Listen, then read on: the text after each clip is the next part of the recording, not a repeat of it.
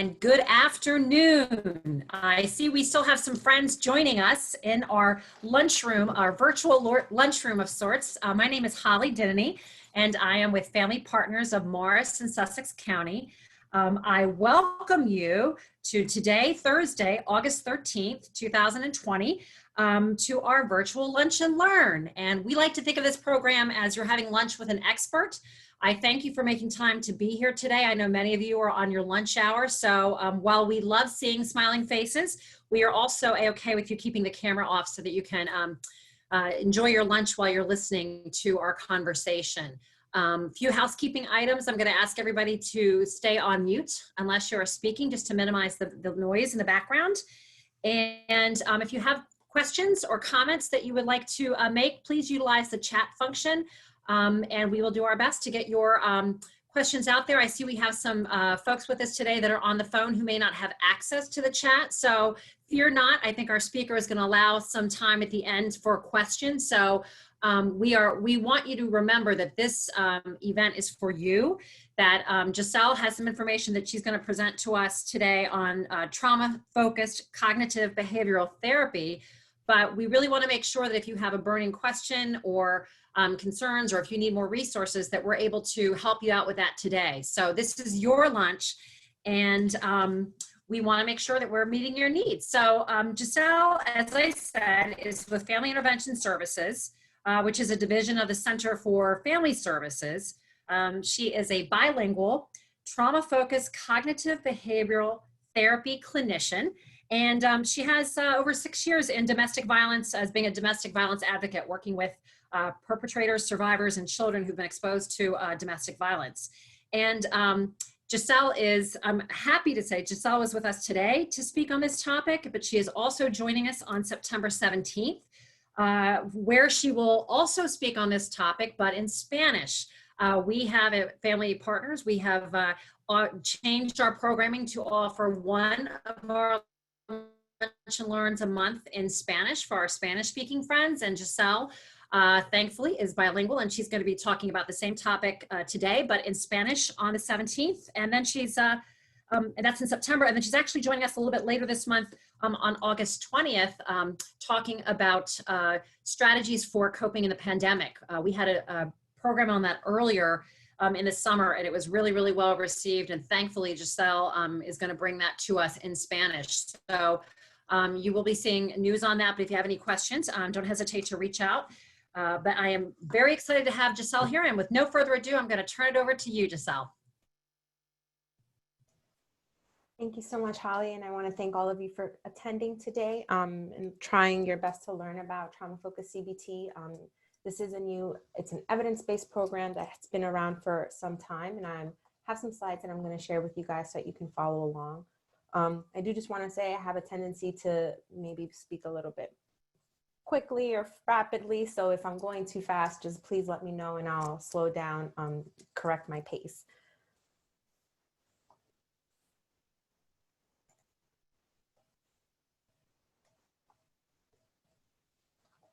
So as Holly explained, today I'm here to talk about trauma-focused cognitive behavioral therapy, and specifically my program, which works with domestic violence trauma.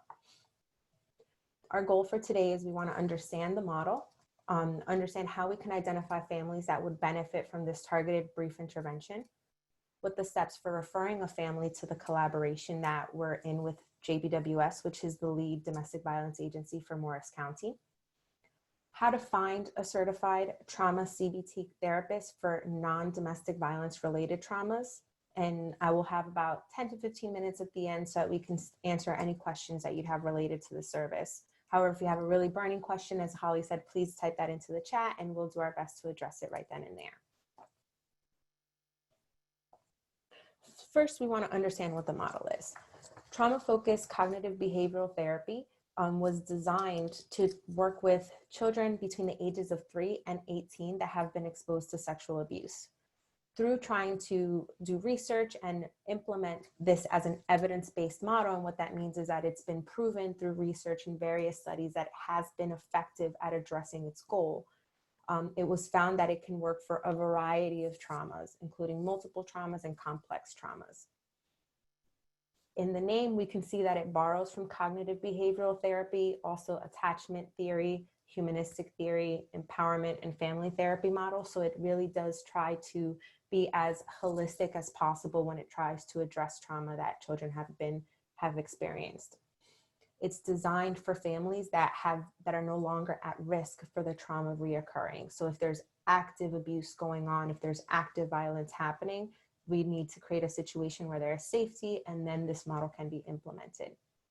As I said, it is a brief intervention. So typically this can last anywhere from 8 to 16 weeks.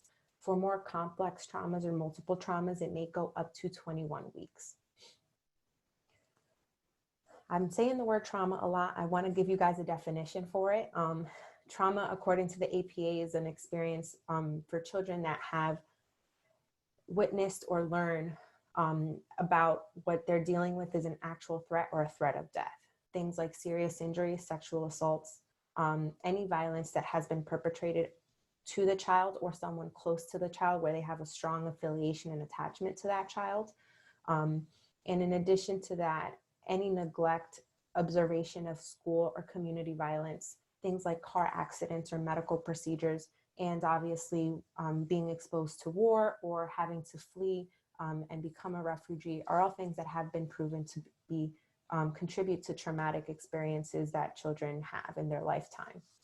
So the goal for this model is to help the child understand what is trauma, why am I reacting this way to the things that have happened in my life, and how can I find a way to be able to go back to a level of functioning that I can be present in the moment and not struggling with the post-traumatic symptoms that can come up for children.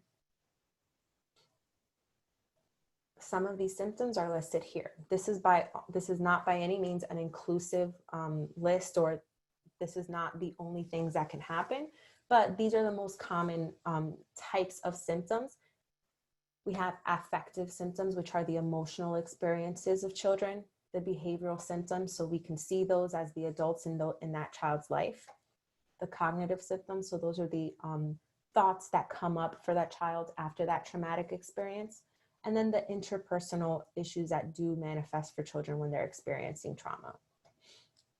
As you can see, the list is long for the affective and the behavioral symptoms. These are the ones that are the easiest for us as the adults in the child's life to recognize and understand. Trauma is really anything that is outside of the typical pattern of behavior. So a child may not show fear, anxiety, sadness, or any of these affective symptoms until a trauma experience happens. And that's how we know that it's outside of their normal level of functioning. But if we have a child that is typically just maybe a little more anxious than you would expect a child that age to be, and it's not anything that had to do after a trauma experience, then we wouldn't say this is a trauma symptom. This is just the child's level of functioning. For example, if you see a child that has a hyperactive personality, or maybe does have a diagnosis of ADHD, while trauma may exacerbate those ADHD symptoms, it wouldn't be the cause of that. That's their underlying baseline of functioning. So we want to take that into account when we're noticing any of these behaviors happening with the children that we're working with.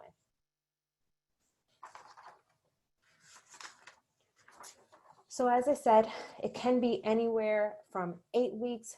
Typically it is around 12 to 14 weeks, 16 weeks, and then in very complicated traumas, we can go all the way up to 21 weeks. But this is the normal range. It is 12 to 16 weeks. And that's something that families really like, that it is not something that we're going to be doing for a long, long time in perpetuity. But really it's just, we're going to get in, we're going to put the coping skills in place, and we'll be able to process the trauma experience the child has had. And they'll be able to get back to understanding, working with all of the other things that they have to do, the family has to do when they've gone through a traumatic experience.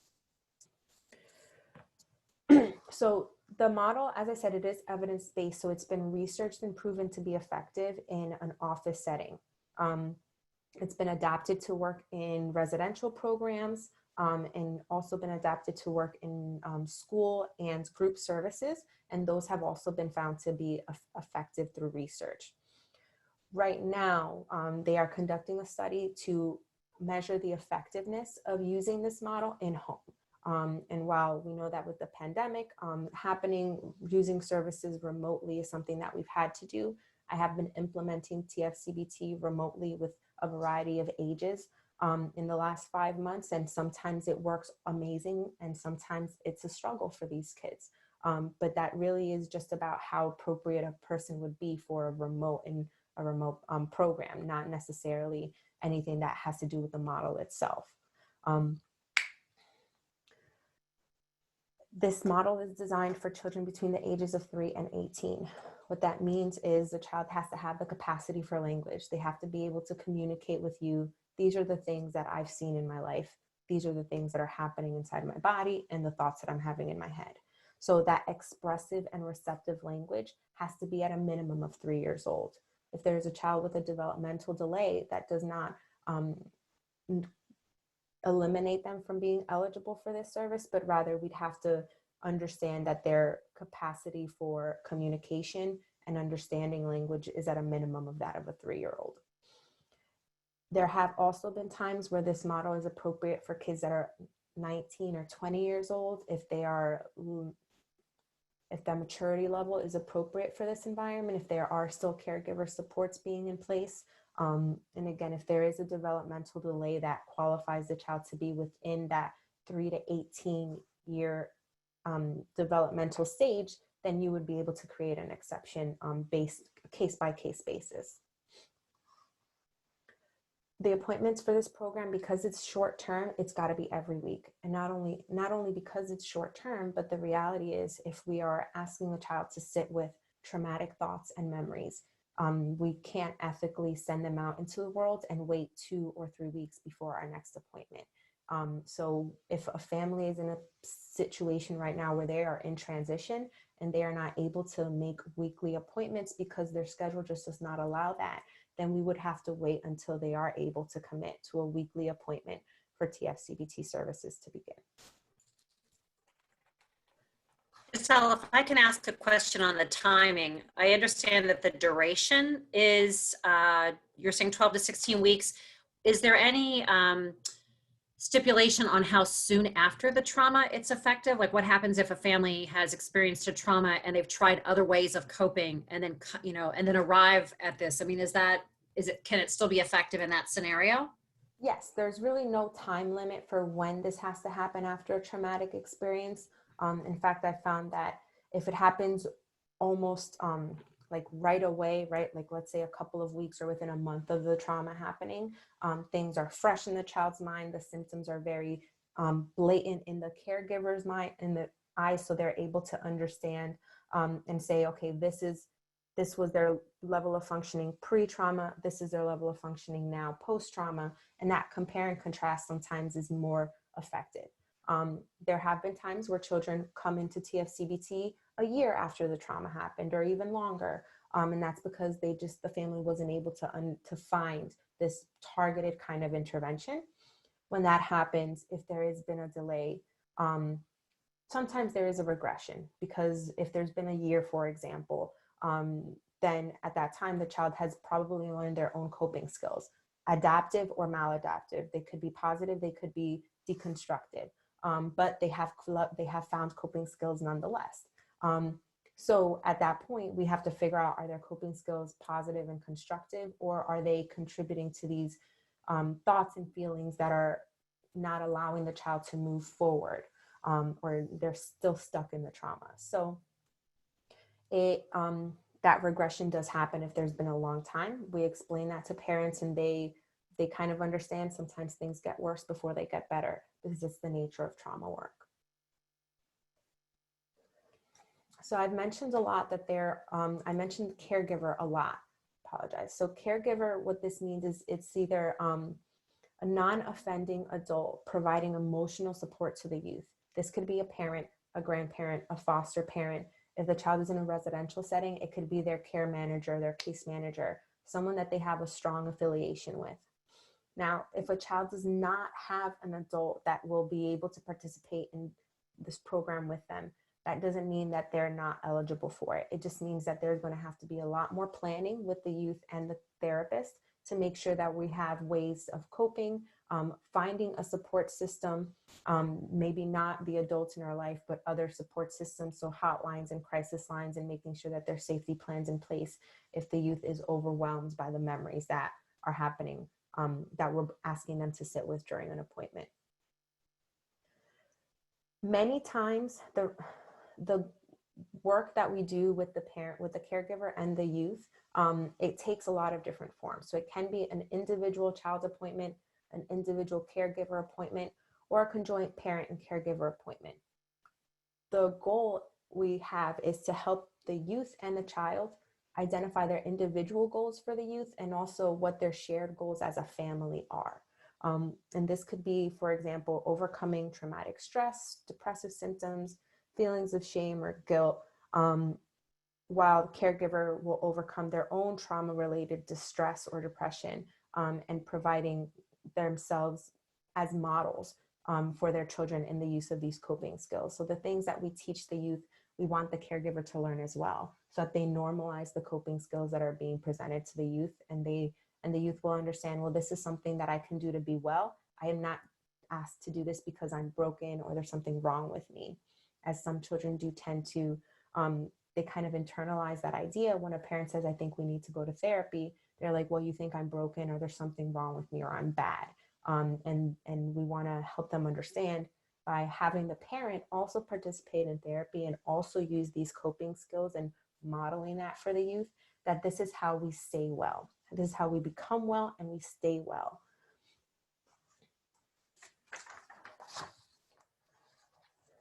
As an evidence-based model, it uses assessments. So we complete assessments at the before services and after services, our pre and post-treatment assessments that help us understand the baseline of symptoms that we observed earlier, those trauma symptoms that I mentioned. All the evaluations should include some kind of evaluation of trauma exposure, assessing for PTSD symptoms, and this will inform on potential treatment goals for long-term follow-up services after the youth and the family have completed TFCBT.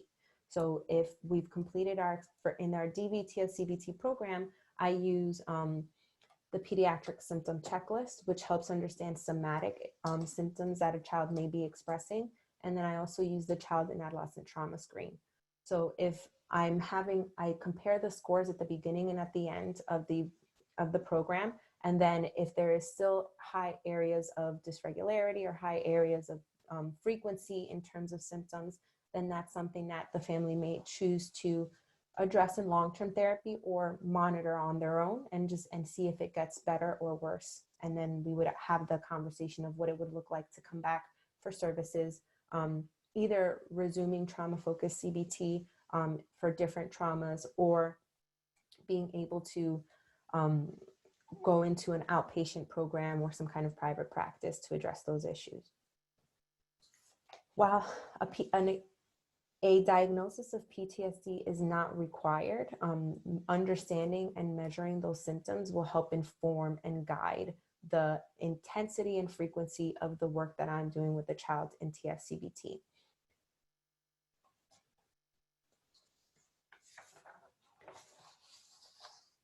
TFCBT is broken down into values and components.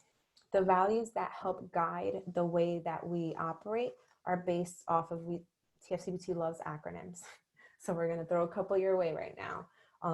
Crafts, so understanding that it is components based. We wanna be respectful and in any way of the family's cultural values, personal, individual beliefs, morals, the way that they want their family to understand and process trauma.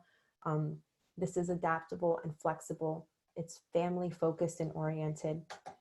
That therapeutic relationship between the therapist and the family is so important and crucial. Creating that safe space during trauma work is essential, and trauma work cannot happen without that safe space being created. In addition to that, self-efficacy is emphasized, particularly with domestic violence, as we know that disempowerment is often one of the most powerful tools that a perpetrator of domestic violence has in their arsenal. So these are the components of trauma-focused CBT. It is broken up into 3 distinct phases.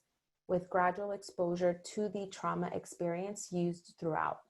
Gradual exposure means that I'm going to mention the trauma that happened. We won't go into detail, we will not process, because the child has to have some coping skills under their belt first.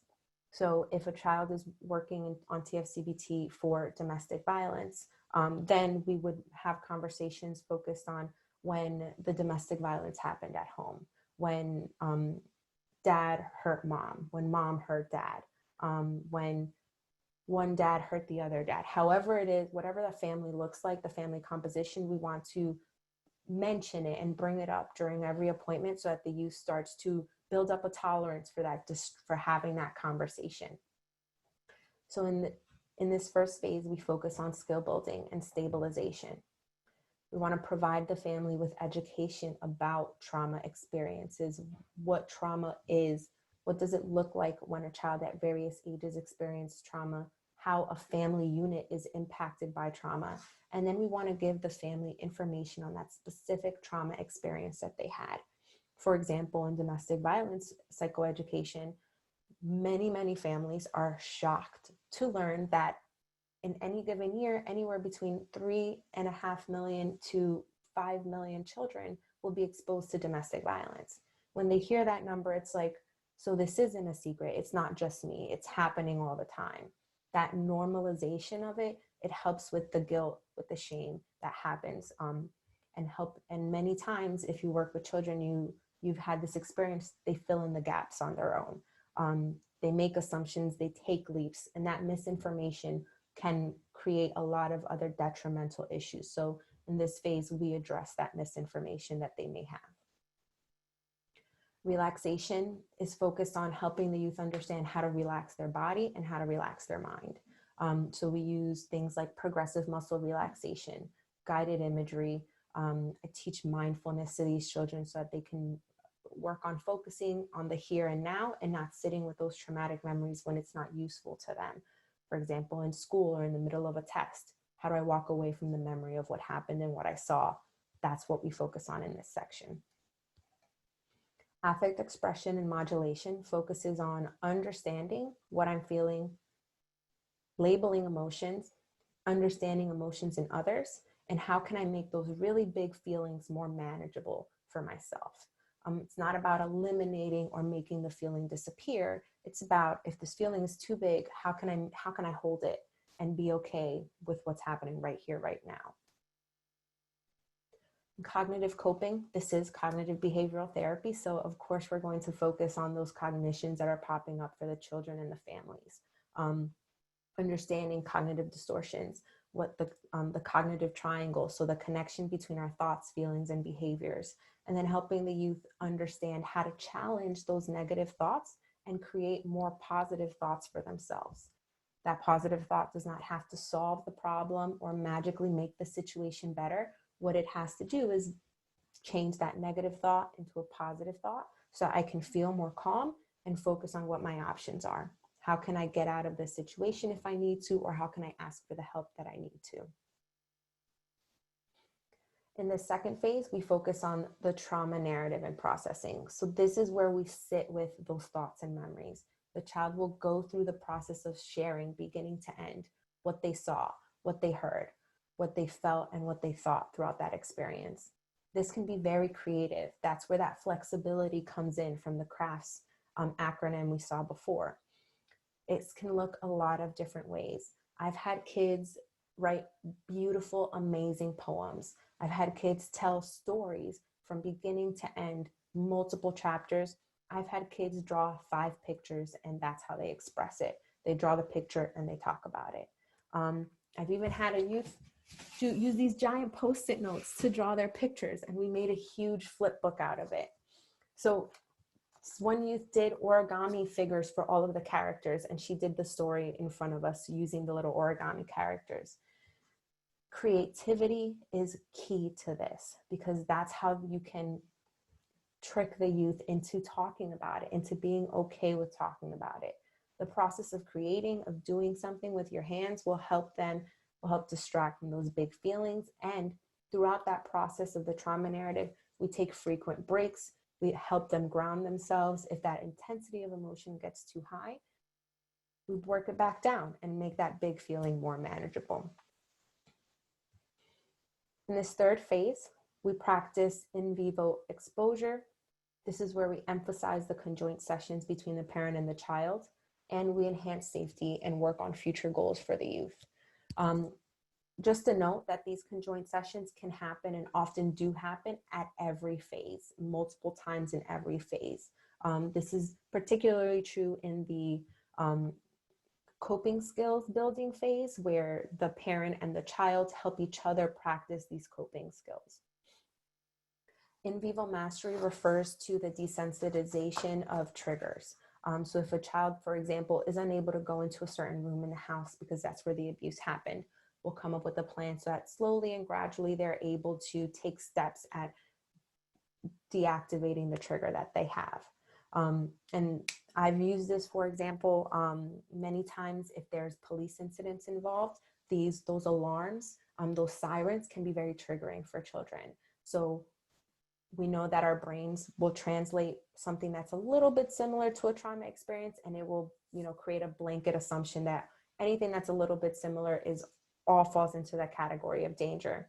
So I've noticed that many children, if there is a siren involved with a police or an ambulance, a fire alarm at school will be very triggering for them. They will go back to that moment and relive the traumatic experience. So they have to work on desensitizing themselves to that fire alarm bell so that they're not in the middle of a flashback when they're supposed to be, practicing this fire drill and lining up and assembling. Enhancing safety is also a component that can be used at any point in time, in any phase. It's really about how important is it for us to talk about safety in this moment. With domestic violence, I'm sure you can imagine that we talk about safety almost every session. Creating a safety plan is one of the things that I do like to do at our psychoeducation session. And then we refresh it at every point in time throughout the program, just to see how is it working for you? Did you need to use it? Do we need to change it? Safety plans should always be designed and developed by the family because they're the ones that know what will be safe, what will be effective, and how they can best execute that plan. With children, they have ideas about what safety means, and that doesn't always translate into actual safety. So we start off the enhancing safety component, letting them know, we'll come up with this plan, but your grown-up has to approve it because they're the ones that are going to know if this is really going to work. I had a kid tell me that makes sense because if I'm robbing a bank, I got to tell my getaway driver what to do, right? So he described his mom as his getaway driver. And I love that analogy. I use it all the time with kids, and they're like, this is making a lot of sense why my grown-up has to understand what the safety plan is. There are times where children will say, I'm going to jump out of a window, and a second-story window, and that's going to be my safety plan. We know that that is not safe. And so at that point, that's when we have to have the grown-ups come in and help find alternatives to that plan.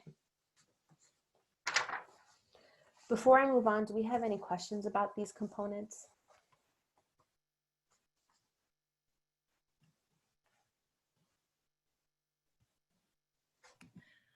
I don't see any questions in the chat. It's a lot of information, and it's also can I ask like a dumb it down question? I mean, basically, cognitive behavioral therapy is how we use what we're thinking to relate to our behavior. That's what cognitive means, basically. I mean, because I know CBT is a popular therapy in general, correct? I mean, cognitive behavioral therapy is a thing, but this is more trauma focused. Yes, so this is the trauma-focused version of CBT. And then, as I said, it incorporates other modalities into it. So it wants to be family-oriented. It follows humanistic theory because that looking at the person as a whole is a huge component. But cognitive behavioral therapy in and of itself looks at how our thoughts affect our behaviors, which affect the way that we interact with everyone around us. The cognitive triangle is pretty crucial to this model. And if you're not familiar with the cognitive triangle, it's basically the idea that something happens externally, it creates a thought inside of me, that thought generates a feeling, and the feeling creates a behavior. That behavior will either reinforce or disqualify the thought that I'm having. Mhm. An example would be if something happens, my car broke down. And then I would say, I have terrible luck. Nothing good happens to me. That feeling is going to be helplessness, probably, that comes up. And so my behavior is going to be that I'm probably not going to do anything to figure out how I can fix this or what I can do. I will maybe stay frozen or paralyzed, which will reinforce the thought that bad things always happen to me. And so we want to help the child change that thought from something negative to positive. An example for this one would be, my car broke down and I can figure out how to fix it. Doesn't change the situation. The car is still broken down, but that feeling, instead of hopelessness, it could be determination. And determination is powerful. We're going to be motivated. We're going to do things to change the situation, as opposed to hopelessness, which will keep us stuck in that same place. That's great. Thank you. Thank you for that example. And I did get a follow-up question. Someone's asking, I know you said it doesn't have to happen right away, the therapy, but what happens in this situation, for instance, if you have a foster child who's coming to you maybe even 10 years after a difficult situation? Is there kind of like a window when it's too late to try this approach? That's a great question. Is there a window where it's too late to use TFCBT? The creators of the model would say no, never. As long as the child is having active memories of what happened, of that trauma experience, it's a problem for them right now, then this model is appropriate for them. So if we have a foster child, for example, that maybe at 5 or 6 years old experienced a traumatic event, and now they're 16 years old, and the resource parent says, you know what, TFCBT is going to be great for you because you're telling me you're having bad dreams about the thing that happened when you're 6 years old, then let's go for it. But if they're 16 years old and they're like, I didn't even remember that thing happened, how appropriate is it how helpful would it be for the child to come to therapy and bring up all of the things that they've been able to move past, that it's not affecting their functioning right now. That being said, we know that with trauma-informed care, there can be a lot of symptoms that are expressed that may not look in any way, shape, or form related to trauma, which is why as clinicians or as providers, we do have to have a trauma inventory or some kind of historical screening just to help us understand what could be possible things that are contributing to this child's dysfunction or dysregulation.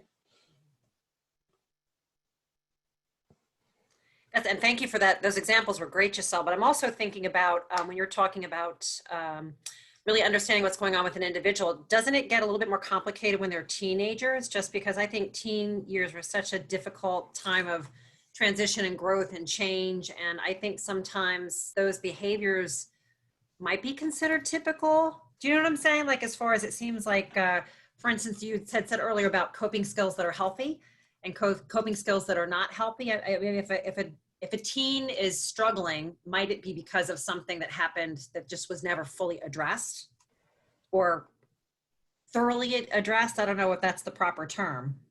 Yes, I mean, in trauma-informed care, we know that we have to ask, what were the big things that happened for you? Because you're exactly right, Holly. There might be things that the family is not associating in any way, shape, or form to traumatic experiences, but if we're only treating the symptoms and not the cause of the symptoms, how helpful is that going to be for this family? That's why that history of what were the big things that happened? Has there ever been a time where you were worried for your safety or the safety of a loved one? Any of those experiences, asking the family, do you think that there's a connection between this car accident that your family had when they were 8 and now this kid doesn't leave the house? Or doesn't want to get on the bus to go to school? Sexual assault, that falls in that category too, right? Sexual assault. Yeah, so there are a lot of, and that sexual assault is one of the trickier traumas that we work with in TFCBT, because this has to be substantiated by a third party, either the state, a medical professional, some police report, because the concern would be if it's not verified, if there's no proof that this assault took place, then we may be implanting some false memories or creating some kind of feeding a distorted thought that the child has experienced. There may be times where a child has a dream that they've been assaulted. They tell a parent, and then it turns out that there really isn't hasn't been an assault that takes place. And so to say, tell me about your traumatic memories where you were sexually assaulted, that's going to implant or solidify that dream for a child. So we want to make sure that we have medical evidence of the assault that's taken place. If there's been things like inappropriate sexual contact, as opposed to something that would leave medical evidence, that would be more challenging. At that point, it would have to be some kind of evaluation or screening from a third party saying, yes, we believe that these are accurate memories, that these experiences did happen for the youth. And as long as there is that verification, we can do this targeted brief intervention. Many times children that have experienced sexual assault are already in therapy for that. Maybe not specifically trauma focused, but the other behaviors that are popping up for them, and then they'll disclose there was a sexual assault. And if that initial provider identifies those as accurate and things that did take place, then they would be appropriate for that TFCBT referral. Mm-hmm. Well, and last question on this one, it seems to me that might be different if it's a teen, because again, sometimes it's he said, she said, but to me, if the perception is that there was an assault, with a teen, I would assume that's enough to act on. Yeah, so the older the child, the more accurate a reporter they will be. Okay. And there's less need for third-party verification. Okay, thank you. I also want to highlight that when we're looking at the trauma narrative, the goal is not to get an accurate, detailed story from the youth. If they tell me I was in the blue room and mom's like, no, they were in the yellow room, it doesn't matter. I'm not going to correct them on that, because what's important is the thoughts and feelings. We know that a child's perception is their reality. So I have to work with what they believe their reality is. Helping them challenge those thoughts slowly without invalidating that experience. It takes practice, it takes training, which is why becoming TFCBT certified is a lengthy process. So briefly, I just want to discuss what sessions can look like for the family. An individual appointment would be anywhere from 50 to 60 minutes. That would be individually with the child or the parent. A conjoint appointment will probably be an hour or even an hour and a half, because there's conversations that have to be had individually, and then we come together so that everybody is on the same page and the parent can provide the appropriate support for that conversation that's going to take place. So this is where we talk about the certification and the training, and this can get a little bit confusing. You can be trained in TFCBT without necessarily having the certification. I am certified. I participated in a training collaborative, which means that I completed the online web training. It's about a 10-hour training, and attended a 2-day training by an approved national trainer. In addition to that, I did participate in a training collaborative, which is a year of supervision. Training collaborative, if you're not in a training collaborative in an official program, then you can have individual supervision, minimum bi-weekly with a certified trainer for 6 months, or weekly for a minimum of 12 months. When you've completed all of these things, you can apply for certification. And you have to have a master's degree or higher in a mental health discipline, completing these training requirements on the left-hand side. So everyone has to complete the webinar, and you can choose between these two. When you're part of a training collaborative, you will do a live training as well, but that supervision part does not apply because the collaborative provides you your supervision. But if you do a 2-day training independently without being a part of a training collaborative, then you must find a supervisor that will supervise you individually bi-weekly for a minimum of 6 months. That means 2 times a week, or weekly for a minimum of 12 months. 3 separate treatment cases have to be completed. So this is what I mean by you can be trained and not certified, because you have to complete 3 training cases in order to become certified. Once you've completed those 3 training cases and you've attested to completing those 3 training cases, you have to take and pass the knowledge-based test. And let me tell you, they want you to pass this test. It is not a difficult test at all. It's a little long, about an hour, but if you're actively doing TF-CBT, and you will be because you're completing those 3 training cases, then it should be very easy. In addition to that, you can also retake it if you do not pass that first time. There is a website, tfcbt.org, lists every TF-CBT certified therapist in the contiguous United States, Alaska, and Canada. When we get to the website, tfcbt.org, you go to find a therapist, and then you'd be able to scroll through whatever, I would categorize it by city. That way it's easiest for you to find, and then see which certified therapists are close to the family that you'd like to refer. Their contact information is provided, as well as an email address and their mailing address. This website also lists all of the trainings that are conducted. This is the independent trainings and the upcoming training collaboratives that they have. So if you go to the resources tab on that same web page, you'd be able to find trainings and conferences and research that supports the TF-CBT model and implementation.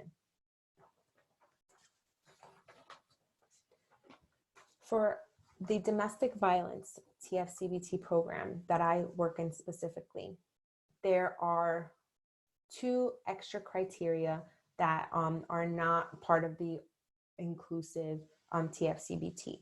So we, in general, right, the family should reside in Morris County. That's that exception that does not apply to all TF-CBT. Post-separation from the abuser is applicable for all TF-CBT, not just domestic violence, because we want to make sure that the abuse is not ongoing, as I said earlier. And in this specific program, there should be the presence of some symptoms that are trauma related. Some children are extremely resilient, and families do a great job of helping a child process a domestic violence exposure, in particular if it's been one incident. So if there was one incident and there aren't trauma symptoms, we have to evaluate with the caregiver how beneficial would it be to sit with that, to have the child sit with this one experience that they are coping in a way that is positive and not maladaptive.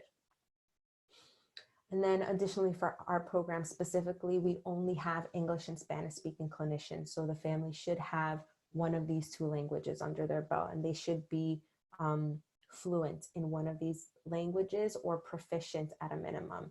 The reason is because if the caregiver cannot understand the content of what we're trying to teach the child, they're going to struggle to support that child in the practice of the coping skills.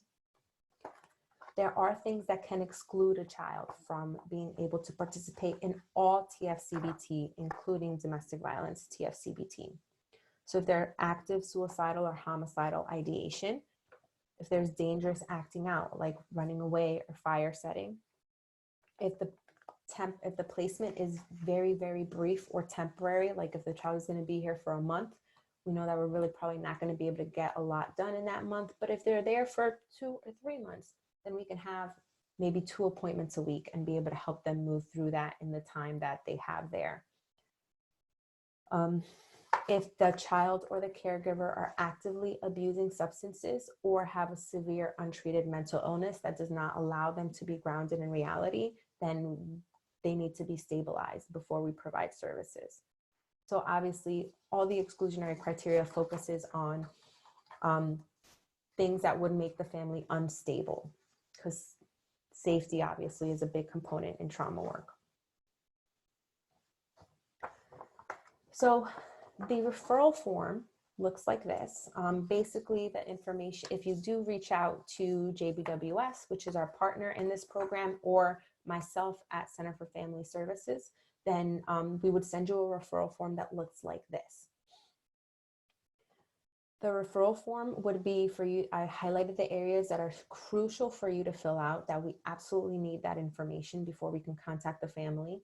And that would be the name, your name and number as the referring party.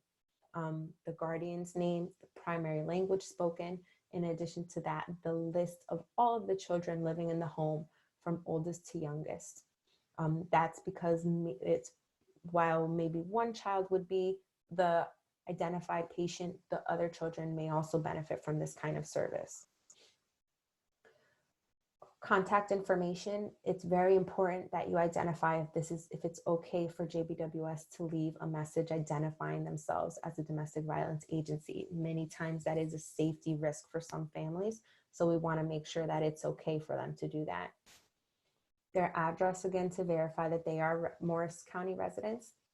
The reason for referral being as behaviorally or affectively descriptive as possible. So talking about those behaviors that are coming up for the youth, in addition to the thoughts and feelings that the youth has expressed, we would put that in the how was the child impacted.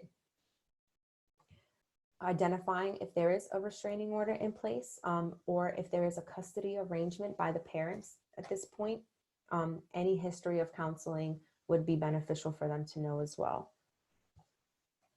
This form would be emailed to you as a Word document or PDF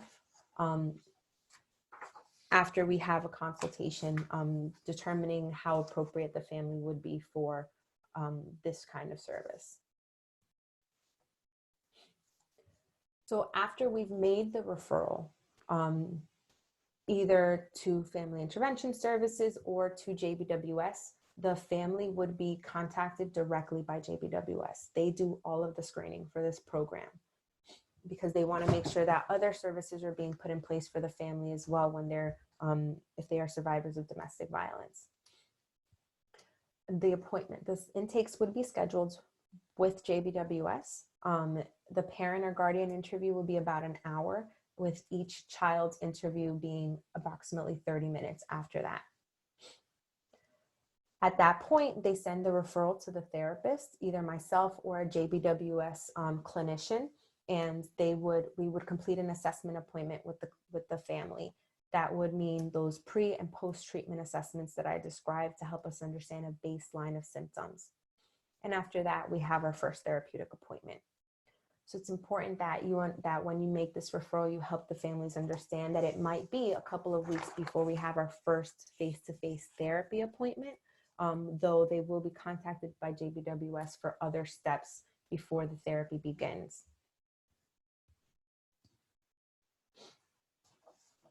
So to refer someone to our DVTS CBT program or to request a consultation to see how appropriate they are for that program, you can reach me at this email address. And I would happily review the family's information with you and seeing if there are any barriers to service and how beneficial it would be for the family to participate in this kind of therapy at this time.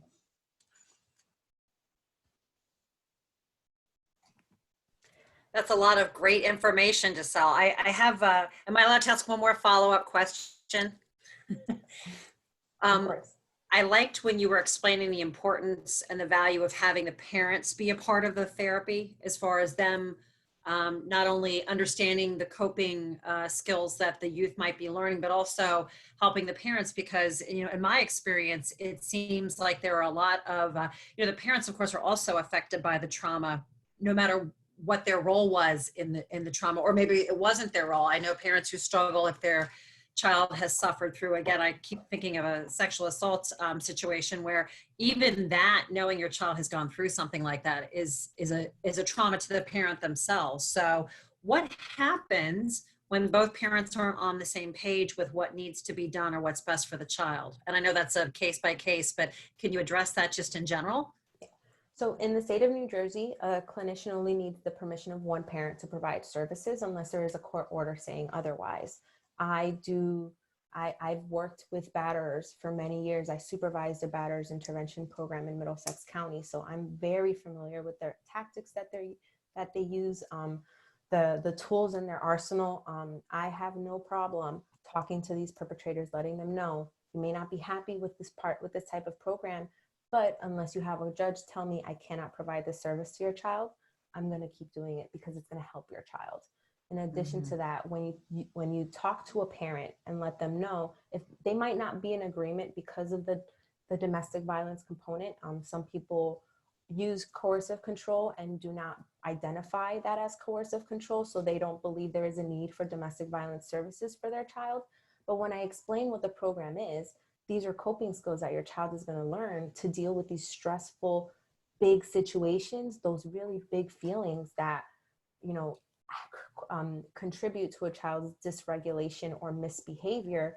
It's hard for a parent to say, I don't want that kind of help for my kid. So at that point, there's less resistance. In addition to that, the perpetrating parent cannot participate in therapy, and they are informed of that. And I will communicate with them after the appointments, before the appointments, whatever it may be, but that's something that I will take that responsibility, because the survivor should not have to do that. That is a dangerous situation for them that creates risk, and it contributes to the dysregulation of the family. So it's counterproductive if a survivor has to continuously interact with his or her abuser to say, this is what our child learned in therapy today. Mm-hmm. But even beyond, let's say it's not domestic abuse. Let's say that trauma, like I said, or sexual assault or something that's the parents aren't involved in. Sometimes I feel like there's different comfort levels with therapy in general for a youth. But I'm hearing you say that this particular therapy is very successful when both parents participate, just because everyone's learning the coping skills. Yes. So we do, if in a situation where there's sexual assault trauma or community violence trauma, as many caregivers are welcome to participate as they would like. If it's an aunt that sees this kid 5 times a week and mom and dad, all 3 of them can come to the appointments if they want. The more people participating in this child's therapy, the better it is for the child. Now, you are correct. There are times where there are some parents that are resistant to therapeutic services. That doesn't mean that the parent that is participating can't show this other parent. So that at that point, the therapist and the participating caregiver will have a conversation of how can you explain this to the non-participating caregiver so that they can understand what you're doing, even if they're choosing not to participate in it. The truth is that once the adults in the child's life see that there are small improvements in the child's functioning, that there's a pause before the child throws something. They think about it, even for a second, they're like, but they thought about it. And that creates hope and optimism and a desire to continue in this kind of program. Acknowledging that it's hard work. It is very challenging work. And the effort that they're putting into it is indicative of how beneficial this is. There were a couple of questions, Holly. So I can share this PowerPoint presentation. I can email it to Holly so she can distribute it to everyone as well. Thank you so much, Gissell. That would be great. It's a lot of information. And someone else, as you see in the comments, said this is a lot to ponder, and it really, really is. But it's also evidence-based is wonderful, right? When you can put the numbers behind the effectiveness of the strategies and the coping skills and the process, all your little acronyms. Sounds like it's a proven method for helping flourish, getting resiliency, right? Like getting that. And what I like about it too, I think if I'm hearing you correctly, is it also helps everyone involved in this scenario. Like I said, with caregivers who are trying to support a youth, oftentimes they don't know what to do, just because you're a parent or an aunt or an uncle or foster parent doesn't mean that you have all the answers. So I love that this is something that everyone can learn healthy. What was the term you used for healthy coping skills? It was maladaptive, I think, is when they're not healthy, right? Productive. I like that. Right. Because I think we all need help with that, right? I mean, I think there are coping skills that we may not even realize that we have at our fingertips, that if we would view them as tools, we might be able to use them more effectively in just coping with day to day, especially in a pandemic, right? So I want to thank you so much, Gissell. And like I said, she's going to be our tonight. I can't see tonight only. We're going to see her again, thankfully, on the 20th, which I think is next week, talking in Espanol about really some strategies to help families, cope with the pandemic. If is there anything else you want to say about that, Gissell? I mean, I think that's the broad brush stroke of what you'll be talking about. But I think especially as we're looking at a new school year and maybe some changes in scheduling, even if it's not going back to school, what the households might change in schedules and routines and expectations. So I think it's an excellent time for you to share thoughts on ways parents and providers can help everyone smoothly transition. And then again, we'll see you on September 17th doing this same presentation in Spanish. And I just want to thank Gissell and Family Intervention Services for just being such great partners and getting information out to our communities. I mean, we are all in this together. I love the expression, we're in the same storm, but in different boats. You know, some of us are in big yachts with all the bells and whistles, and some of us are in a dinghy with no oar at all. So we're in the same storm, but we're in it together. So hats off to Family Intervention Services and just to Gissell for being so available to us to educate us and help us know about resources. I also want to remind everyone that Family Partners, we are a resource as well. We don't have all the answers, but we're pretty good at connecting you to who does have some of the answers. So please check out our website, check out our support groups. We have 3 for parents during the week. We have 2 for youth on Tuesday mornings and Friday evenings. And a little bird told me there'll be some exciting new programs rolled out in September for Family Partners. We're looking to add some more parent discussion groups on Monday nights, both in English and in Spanish, and giving you an opportunity to maybe pick the brain of an expert on different topics. So thank you for making time with us today. Gissell, I'm going to ask you to hang out for a second, but everyone else, look for a copy of this video presentation and a copy of Gissell's presentation, and coming to your way very soon. So thank you for coming out. Everybody stay healthy, okay? Terrific. Look at all those thank yous, Gissell. People like the information. That's great. It's a lot. I mean, I've crammed this into about 45, 50 minutes, but this could be a 2-day thing. Well, I can't even, I can imagine that. Let's see, I'm going to stop the recording here.